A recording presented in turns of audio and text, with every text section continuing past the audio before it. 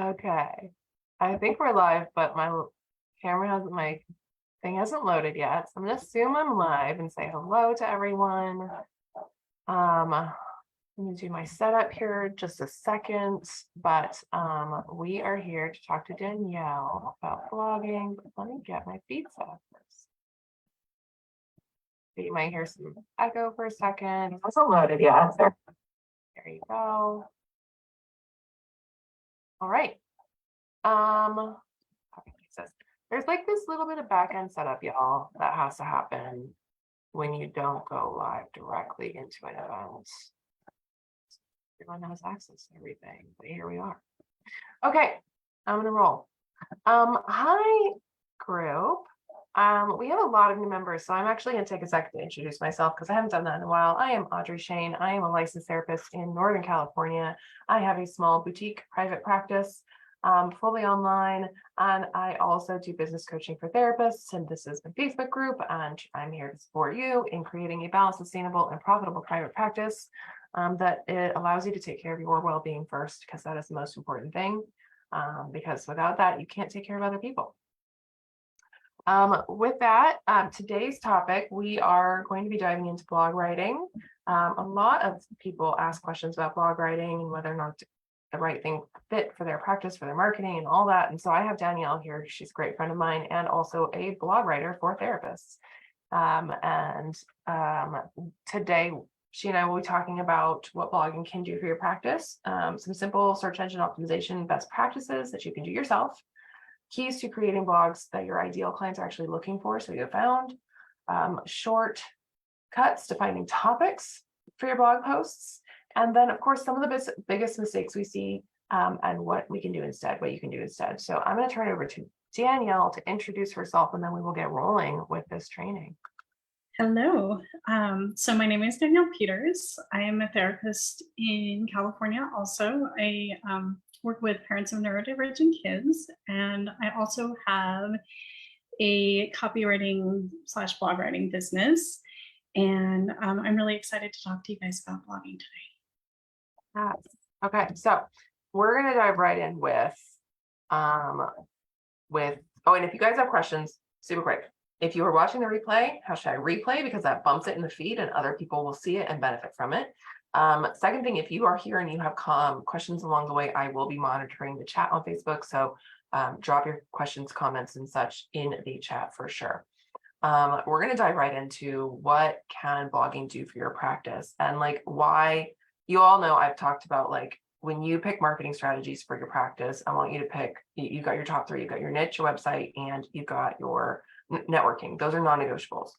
And some of us, like me, I'm not a blog writer, but I also recognize it's a really great thing and it would really benefit my practice. And so if you enjoy writing, or if writing is something you want to be doing, or if it's even something you're thinking about wanting to be doing and you want to dabble with it, I suggest that you give it a go, right? And there are a lot of great things that it could do for your practice. Whether you do it yourself or you hire someone like Danielle to ghostwrite for you, blogging is a powerful way to boost your search engine optimization, which is what we're going to talk about. So why do you want to be blogging in your practice? Danielle, what's it do for us? So you hit the really obvious one, which is search engine optimization. But then there's also just being service to your ideal clients. You put things out there that they're asking you in therapy, you put things out there that they need to know. You're really helping your ideal clients, the ones that can afford to see you and the ones that can't afford to see you. And then you are also helping people to get to know your voice and who you are and what you stand for, so that when someone comes along and they're looking at websites and they have the therapist with, a website that's pretty good, but doesn't give a lot of information about who they are. And then they come across your website that's, that has, a lot of blogs that tell them what you believe in, like what your therapy style is, what you do in therapy. They're not surprised when they come to see you, and they really know who I'm going to see, and they can kind of decide whether or not you're the right fit therapist for them right there. And that can be really important. So. How many of you guys have been I know me with little infants. I'm like thinking about myself back when I was a new mom in it, and I'm like thinking about a problem and I'm trying to find information and I'm doing Google searches and I'm coming across people's blogs, right? I'm coming across information contained in blog posts, and that's how I'm landing on these websites, and that's how I'm finding this information. And if you're putting out blogs that are of service to your ideal clients, then people are looking for what you're putting out there. And yeah, while it might be that people are finding all over the nation, it still helps your SEO, first of all. But some of those people might be local, some of those people might be in your state, and decide that, wow, this is somebody I really want to work with because I really like what they have to say. Yeah, exactly. And you've mentioned to me that, like, not just traffic, but sharing. Yeah. Right? There's also that part of things, is that when, say your mom is searching, we'll use my website, say your mom is searching, how to help neurodivergent kids with, getting to school or things like that. Your mom then shares it with you, and then you see it and you're like, oh, I know 3 other moms that could really use this. And so they share it. And then, so in that, you're getting your name out there, you're increasing traffic to your website, which helps SEO, and you're helping all of those moms. You're like increasing your impact by so much. And one of those moms might be desperate for help and might be in the same area and reach out for help from you. Exactly, right? So if we're thinking about blogging, then what are some things that we want to be keeping in mind, some things that we want to be thinking about as we sort of venture into blog writing? So I think the first part of it, and to me, this is the first part of writing for your website in any way, shape, or form, all marketing, is knowing your ideal client and talking to them. So,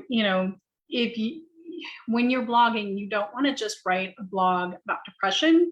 You want to write a blog about how depression impacts your clients specifically. So, you might work with women entrepreneurs whose depression, impacts their creativity and their ability to get their dishes done. Or you might have, your ideal client might be teenage boys who, their depression makes them angry and harder to get along with their parents and things along those lines. So you really want to specify your blogs so that you're reaching the clients that you're trying to help by writing specifically to your ideal clients. Right, and that gets into this next piece that we've, well, before we even get into that next piece, there's this idea of like, at what point am I writing to them, right? Like a lot of times I'll find that therapists, both in their website content and their marketing, they're writing to the client who has like done the work. Yeah. Or is like journey or late journey in therapy, versus the client who is 2 a.m. searching for a therapist while they can't sleep in bed because their mind won't shut up. And that's the person that actually you need to be talking to in these blogs for the most part, are the people that are pre-therapy. Yeah. You're not talking to the person you've been working with for 2 years. You're looking to work, to write to the person that, like you said, is looking for therapy at 2 a.m, is desperately searching for help now, and your blog is going to help them. Exactly. And so that kind of brings us into that next idea. You've talked about this idea of like providing value as a part of the, like, it's not just a marketing thing, it's also providing value. And like, how do we make sure that our blogs are providing value? Like, how do we make that better, easier to do? So the first part is making sure that you're writing to your ideal client, so that you're actually getting, if you're writing to everyone, you're giving a little bit of helpful advice, but if you're writing specifically to your client, like, they can take that information and they can run with it. They can say that one more time. With it. Yeah. So there's that part of it. There's also just, for me, one of the nice things about blogging, it's not all about getting ideal clients to your website. A big part of it is, but I really, really like knowing that there are people out there that I'm helping that may not be able to, access therapy, may not have a therapist in their state that specializes in what I specialize in, just that they're getting specific knowledge that they may not be getting otherwise. And so, providing value, part of doing that is making sure that you are letting them, sorry, I lost my train of thought. That's all, we do it. We all do. Helping them to know what, by providing value, you're helping them to change their life in a lot of the ways that you would if they were in the same room with you. Right. Because like if they're searching, they either have a problem they need to solve, question they need answered. Yeah. Like by putting what out there, by providing that knowledge and experience and value, you are either helping them solve a problem or getting an answer to a question that they have. Yeah. Yep. Yeah. So, I think you and I both have experienced that a lot of therapists, we've been in grad school forever, right? We're in grad school forever. We have these like writing requirements we have to do and this jargon that we have to use and all this stuff. And we get like baked in to like a collegiate academic language. Yeah. And I know both of you and I have experienced that, like we're kind of getting ahead of ourselves a little bit here with the mistakes, but like we tend to then take that writing out into our websites and our content creation. And one of the things we need to remember is when people are reading on the internet, they're not going for research papers. If they want research papers, they will actually search out research papers. They're looking for a quick, easy read, something that they can do in the bedroom or in the living room with their kids screaming and running around in circles around them, something that they can do waiting in line at the bank, something that they can do quickly and understand quickly and internalize what they've read. So you want to use language, and like we were talking before, you're not talking to someone that's been in therapy for 6 months, 2 years. You're writing to someone who hasn't been in therapy. So you want to even go even further back to language that they're not going to use until they're in therapy. So you want to use very basic layman's language and be really careful with the professional jargon. And that can be a really hard thing for a lot of therapists because, we think in that professional jargon, we use that professional jargon in our notes, but blogging, you have to kind of switch your mindset to like if you were talking to somebody at the dinner table that had never been in therapy, hadn't even taken a psychology class. Exactly. Right. And in particular, when the writing is clear, like I know, again, when I'm looking to answer a question or solve a problem, like I want to be able to know very quickly whether or not this article is going to do that for me and whether or not I should bother reading because my time is precious. And so, when you are writing a really clear blog post, one of the really important things is like, if I'm going to land on it, I want to know if this can answer my question or solve my problem. Yep. And so you want to make it very skimmable. Like you want to have the person be able to take it and, go up and down, read a couple of headers and be like, yes, this is for me.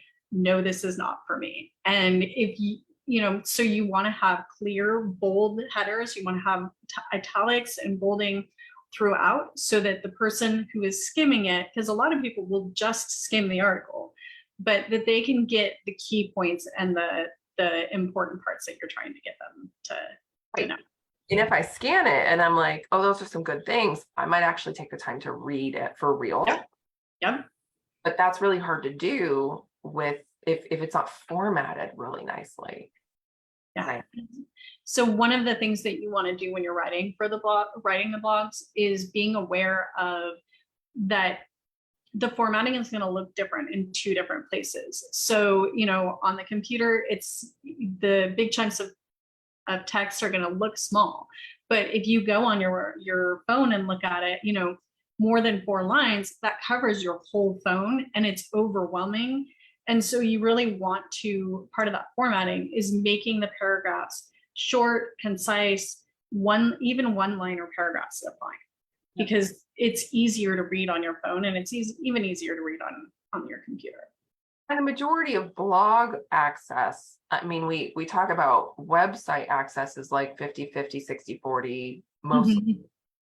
Whereas blog access, we're probably talking higher numbers because we're more apt to search stuff on our phones like this. Yeah. People don't go to their computer to read a blog. They do most of it on their phone in the middle of the night or on the toilet or, while they're watching TV next to their husband. Exactly. Right. And so thinking about like, where is my person reading this also plays a part in like, not just writing clearly, but Mhm. adding in a way that most people are going to be able to consume it in a way that's visually appealing. Yeah. Yep. So then that kind of brings me, like, we talked about formatting, we talked about making sure that, people know they're in the right place. And this idea of people knowing they're in the right place is also kind of leads me into this idea of keywords. Mhm. Yeah. So let's talk about keywords for a little bit. And let's get some jargon out of the way. There's keywords, keyword chains, long tail, short tail. Let's just a basic. Mhm. So keyword is one word that your blog is the specific word that the biggest word that you're aiming your SEO at. So for like the depression, anxiety, and then the long tail keyword, which I think is also the chain, is a couple of words that are a little bit more specific than the broader keyword itself. And so it helps SEO or it helps Google to come through and be like, okay, this is broadly over this topic, but specifically over this. And so when someone types in, what are the symptoms of depression, and your blog is about what are the symptoms of depression or depression in teenage boys, then if you've targeted that long tail keyword, it's going to come up, and so Google knows what your website, what your blog is about. Right. I mean, I'm thinking about like, again, back to my early mom days, because I did a lot of Googling back then. Yep. But the like, postpartum anxiety and depression rates for twin moms is very specific, long chain key. Yeah. Yep. Right? But I searched it. And blogs that specifically said that phrase were going to be more likely to show up in my search terms. And so getting specifics is actually kind of a good thing here, because it's not like you have one blog post that you're going to have lots of these. Yeah. Yep. Really, really specific. Yeah. For each long tail keyword. And then that kind of brings up something as well, is that when we're looking at keywords, the postpartum anxiety and depression is something a therapist would search, right? So you probably got some of that, some of those blogs that were written by therapists who weren't aiming their language at laymen. I mean, they were trying to, but they probably weren't. So they were getting you because you were using a keyword that is a little bit more sophisticated, right? So, but things along the lines of like, is this just the baby blues, or like, so you want to be, so that's part of your keyword research, is that, and for me, keyword research isn't just on going on to Ubersuggest, but I do a lot of research on Google first. I will type something into Google and then I will look at what's coming up, but then I'll also look at the suggested searches and the other, like Google will give you little hints and things to look at. And so, if you put let's say postpartum anger and rage in there, and then you come down and it'll say related searches. So it'll say postpartum anxiety, and then that sends you on another rabbit hole, but it helps you to kind of figure out who's searching, what people are searching for. I love that idea of not having to go to a keyword like service, but actually just literally using Google and the related searches stuff, they give it to you. They give it to you right there. Like, these are other things that people search for that also search for this. And Yeah. right there, you have a list of keyword chains that could either become other blogs or could be part of that blog or like get sprinkled in. And so it like Google gives you the stuff on its own. It's there. Yeah, it is. It's so We talk about like making sure the keywords are in there, but it needs to like where the keywords are is important, but also that they're there in a way that like still reads well. yeah. So Google doesn't, at one point, Google was okay with you just, throwing the keyword in there everywhere in places that it doesn't make sense. That's no longer the case. It needs to be natural and it needs to flow. Otherwise, Google will dock you for that. So it really is like putting the keywords in places that make sense. If your keyword is postpartum anxiety and depression, and you say postpartum anxiety and depression, even though it makes sense because you're talking about postpartum anxiety and depression, but if you say it like every sentence, Google's going to be like, hey, this is a little bit much. And so you really want to like, it's a balance of like putting it in there, making sure it sounds natural, but also like, paying attention to the writing, paying attention to like, am I repeating this over and over again? Right. Sort of like a write first, keyword later. Mm-hmm. Yeah. Yep. I like it. And then having those keywords again naturally in specific places also tends to help more, right? Mm-hmm. Yeah. So there's a couple of places that can be really helpful. You want it in your titles, you want it in some of your headers, and you want it in the first 100 words and the last 100 words of your blog. What's the, just so, because I don't think we actually had this in our notes, but what is the like ideal number of word length right now? What's the general recommendation for number of words for a blog?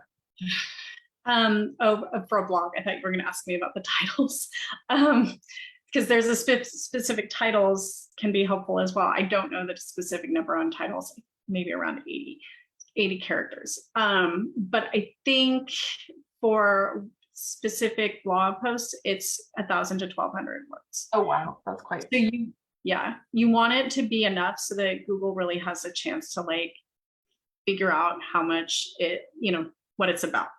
And the more words you have there, the more chance it gives Google to figure it out. And then also 1,200 words is about enough for people, like, it's not so much that people lose attention, but it's not so, it also gives you a chance to really get some information across. And also, guys, like, I'll also say this, like, if you've got an 800 word blog and it's good, don't stuff it. Yeah, don't stuff it. Don't put a bunch of like pointless words, and don't just, we all were in grad school. Don't do what you would do in grad school to meet the word count. 800 words is fine. So, and then of course we've already talked about like make sure it's mobile friendly. Like make sure your formatting is good for mobile, because Google's going to notice that too. They're not just paying attention to the content itself. They're also looking at like, is this mobile friendly? Yeah. It wants to know like, are the pictures loading? Does it look good on there? Things like that. Cool. Again, guys, if you're watching, we got quite a few people watching. So if you have questions, please pop them in the comments. I'll be keeping an eye on it. So now we have a good idea of like what we should be thinking about and what are some things we want to focus on. And then we get to the part where I think a lot of people get stuck is well, how do I pick topics? Yeah. Actually choose topics.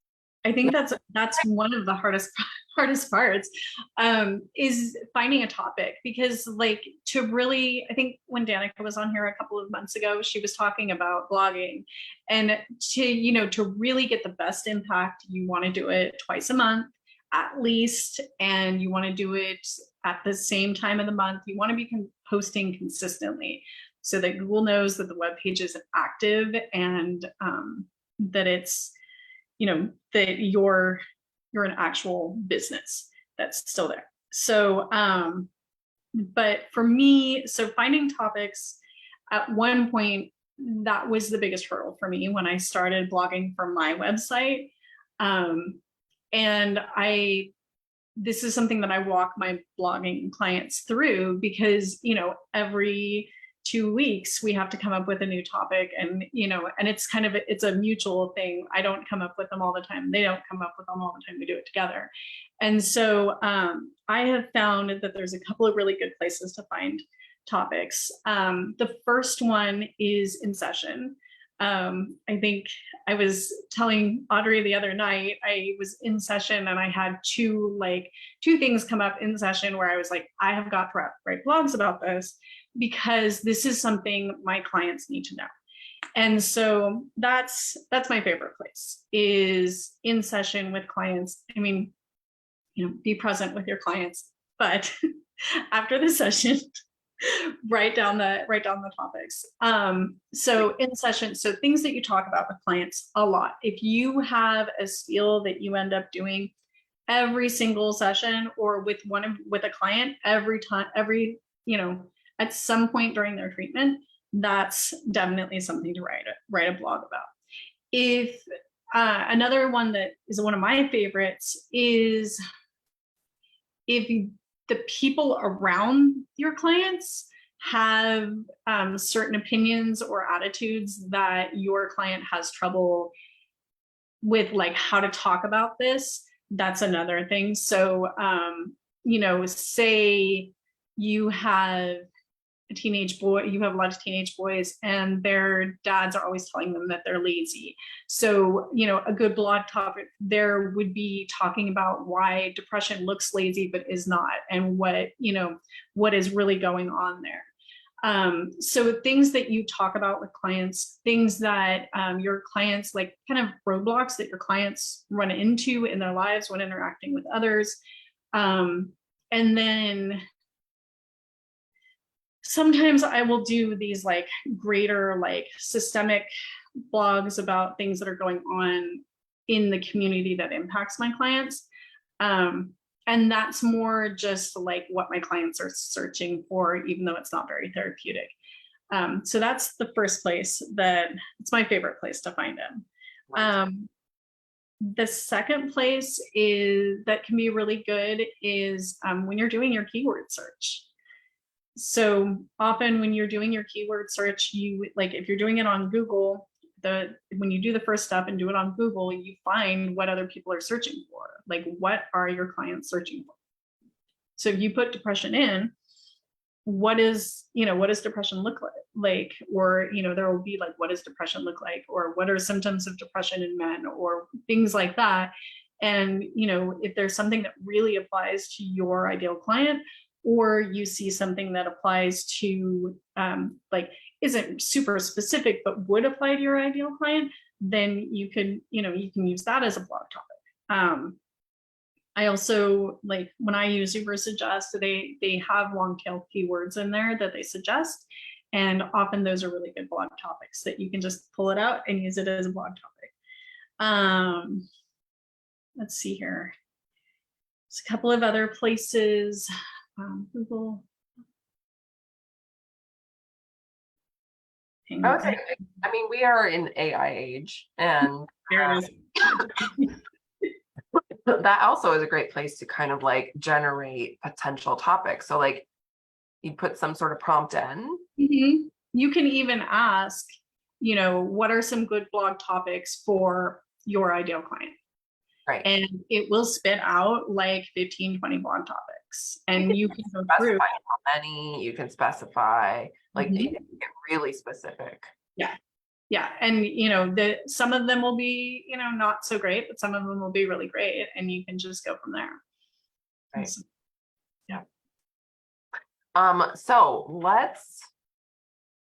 let's dig into the common mistakes. We're doing great on time. So we've got an idea of how to write, we've got an idea where to get the topics, we've got an idea of what to do, but there's these common mistakes that a lot of therapists end up making when they are doing blogging, and we're going to talk about what they are and what to do about it. So our first one is... Okay. The first one is no call to action. So We have to remember we're not just blogging for the sake of blogging. If you're a writer and you enjoy writing, the temptation is to be like, oh, I'm just going to put this out there on my website. And, but it's not going to help your marketing if you don't tell the client what to do next, or the reader what to do next. So, a call to action can be like, read another one of my blogs. So you like send them like deeper into getting to know you, or check out my specialty page on, anxiety for women. And, so that they can then learn more about the therapeutic style that you do and who you work with. And then, or it can just be, hey, if you, read this and want to work with me, set up a consult. And, that can be an option too. So you want to tell the reader at least at the very bottom what you want them to do. And you can sprinkle little mini calls to action throughout your blog post. And, just like, this is what it's like to work with me. Or one of the common ones that gets me is they'll like have like, let's say they have a bunch, like a few different sections, right? And then in one of the sections they're talking about a specific problem. And they're like, oh, and if you want to learn more about that, I have this blog, and then they link it out. And so like they're interlinking some of the blogs that fit naturally into the content. Yep. And when you've blogged enough, you will have a lot of blogs that are like interwoven, and you can just reach for one. And then that also helps your SEO because it's got people bouncing around your website, staying on your website longer. And it's, really good. And if you're worried about like getting consults or inquiries that are not like in your state, for example, you can add that line at the bottom of like, if you're interested in working with me and you reside in XYZ states, you can schedule a consult or contact me here or whatever. And so you're then linking them into your system to say, hey, reach out. I'm a real person. You can work with me. Yeah. And sometimes it's also like, if you end up getting a lot of calls that for people out of the state, sometimes it can be really helpful to, network with people in other states and have a list of referrals of people that you can send others to. Absolutely. So next mistake, we kind of alluded to this in the content we talked about earlier, but this, what's our next mistake? So not writing to your audience. So, being too broad or writing to a completely different audience. If you're not writing to your audience, it's not going to help bring your ideal clients in, and it's not going to help your ideal clients. Yep. And then next, forgetting SEO. So I know one of the things as a therapist, SEO can be really overwhelming, and it kind of feels a little bit like magic. And so, the temptation is, oh, I'll just write a blog and it'll just, I won't put any like effort into the SEO part and it'll just happen. But, even just a little bit of SEO can make a really big difference on the back end, on the organic searches. And part of that, sorry, say that again. Oh, making sure that you are putting in some of those like actual keywords that people are searching for. Yeah. Putting in the keywords that people are searching for. And then don't forget to tell Google that it's there. Index, got to index. Yep. You have to index, because that is also a very common mistake. Yes. And then we talked about this one before, but thinking that you have to use big words to impress your client. That's something that I see a lot with therapists. Like they feel like, and I think this comes from a little bit of imposter syndrome, that they feel like maybe they don't have anything to offer in their knowledge. So they use a lot of big words in their blog to like make sure that their clients know that they're well educated, that they know what they're talking about. And like really, your clients are going to know what you're talking about when you're connecting with them in the blog, and when you're giving good suggestions and doing it in a way that they can understand. Absolutely. Like be yourself, right? Because if the whole point of your blog is to, at the end of the day, attract your ideal clients, then the more that you are yourself, the more that you bring who you are and how you practice to the blogs in the very normal, common language that you would use every day, the better that fit is going to feel when someone reads your blog. Yeah, the better the fit feels when they're reading your blog, the better the fit, the better the clients that reach out to you from the blogs are going to be a better fit for you. And when you work with good fit clients, you do your best work. So awesome. So let's see here. Danielle, you have some really cool things going on. yes.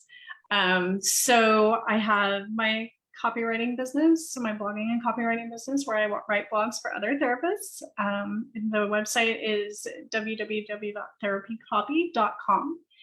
And then I also have a 9 blogging essentials freebie on my website. It's just on the bottom of that website. And then I also have a coming up, I have a guide to brainstorming your first 15 blog topics. So it has a guide that talks about how to use the 4 places that we talked about today, and then a Loom video to kind of go over like what the thought process behind it is, and how to, when you get stuck, how to get over that being stuck. And then it'll also come with a checklist that gives you, helps you decide whether a blog topic is a good one or it's one that you should skip on. Wonderful. Oh, that's exciting. All right. So we have a handful of questions. Let's knock these out. Okay. Oh, great question. So I know you do both blog writing and therapy website copywriting. I want to make sure I put that. But what does hiring a blog writer cost? Like what's sort of a good range to expect? So between $250 and $300 a blog, and a lot of blog writers will, if you get 2 or 4 a month, they'll knock off a certain amount. I knock off $25 a blog if you order more a month from me. Yeah, because you're not just sitting down and writing some words, right? You are formatting, you are keyword searching, you are making sure that it is, all of the things that we talked about today. So there's quite a bit more than just writing that goes into it. There's a lot more that goes into it. And then there's also like my specific blogs that I write for people. I spend a lot of time, getting to know you, getting to know your voice and what your therapeutic style is, because like my aim when I'm writing a blog for you is to make sure that the clients that are reading those blogs know who you are, and then you get more of your best fit clients. So I really try to do it in your voice. I try to, we have an hour meeting beforehand so that I really know who you are and what your style is. Yeah. Somebody else asked, I keep hearing people aren't actually reading blogs anymore and they're just for SEO at this point. Not true? I still read blogs. No, I did. I read probably at least a few a month, depending on what I'm searching for or what answers I need. Like I know that often I can't listen to a video. I know a lot of people can consume content through video now, and there's some really unique ways to merge video and blog writing in a really cool way that's synergistic. But like I can't really watch or listen to a video right now. My kids are, almost 5, and so they talk all the time. And but what I can do is read a blog in little pieces and chunks in between the moments that I have. And so I know that I still read blogs depending on what it is that I'm looking for information for. Yeah. I tend to read blogs even when I'm away from my kids, because I process information by reading. And so I think there'll always be a place for blogs. Totally. Even though there's so much video content out there, I think there'll always be a space for blogs as well. Yep. So we have a question about how do I get Google to do the job? And then we use the word index. So we just did the jargony thing without explaining. So indexing is where you go to Google Search Console and you tell it, hey, I need you to go read this page. And figure out what it's about. So indexing is literally the process of submitting your page to Google Search Console and saying, Google, hey, Google, read this and index and tell, remember what it is so that you can serve it up to people that need it. And so that's something you want to be doing to all of your web pages, all the pages on your website, all the blogs. And that's how you get Google to do its job. Is there a best platform for blogging and then integrate or publish directly to the website? So I work with, right now, almost all of my clients have Squarespace websites. And so, Squarespace has a blogging section, and that's what we use is we just use the blog pages. So it like has a page that where all of your title, a menu page, and then you click on that and it goes to each individual blog. Yeah, exactly. So often using your whatever website hosting platform you have, usually they'll have a blog option, and that's probably your best option in terms of. And as much as I hate Google Docs, I have been completely converted because Google Docs you can transfer. You can do all of your writing in Google Docs, and you can transfer. It'll let you do the H1s, the H2s. It'll transfer all of the formatting from Google Docs to your website, which is really nice. I hated Google Docs before this, but I am now using it. So that's really nice. So what AI platforms do you suggest? So I'm a little AI resistant. I know. So at this point, I just use ChatGPT. I know that there is one, there are a couple that are specifically for writers. I have not gotten into that quite yet. I use ChatGPT for topics, and I will occasionally use it for outlines. I never use the full outline, but it always gives me an idea of what a good outline would look like. Yep. And I know that if you have a paid Canva account, Canva has Magic Write. So that's another option if you want to use that. A lot more graphic design and Canva type services are integrating AI writing into their service. And again, it's more like you said, to just get some ideas more than it, right? This is a really good question. This gets into that sort of like multi-use reusing content, is how to turn a podcast episode into a blog. How to? Yeah, like I have an idea about this because I have the tech on this, but do you just transcribe it? Do you reformat it? Do you rewrite it? So I think that with podcasts, I think that there's transcription services that you can use to transcribe it, and then you can go through and read it and then transition it to a blog from what the written content that the transcription gives you. Yeah, because I've seen both. I've seen people that literally just post the transcript, and then others where someone will do like a blog post that sort of summarizes. Yeah, and I think that can be really helpful. Right. So either way could work. And it doubles your, then you're getting the video / podcast content and the blog content. Another quick jargony thing that we did, we talked about H1s and H2s. So if you are building your website, which quick plug, I'll be doing a $9 training this coming next Monday on the 31st, where I will literally click by click build a Squarespace website in front of you, and I'll show you exactly how to do it. And we will be talking about a lot of this jargony stuff. H1s, H2s are headlines. So in the back end of your website building platform, you will have options to change your font to H1, H2, and so on, paragraph 1, paragraph 2. And there are different sizes and formats of font. And Google tends to pay attention to H1s and H2s because basically you're saying, this is really important. Yeah. And so that's a great way to get some of your keyword chains seen by Google. Exactly. I think, let's see. Yep, last question so far. This is a little bit more of a website question, so I will answer it really quickly since I mentioned that, but switching from Wix to Squarespace because Wix isn't as good for SEO. That is my understanding as well. That is what the people in my world that know more about that than I do have told me.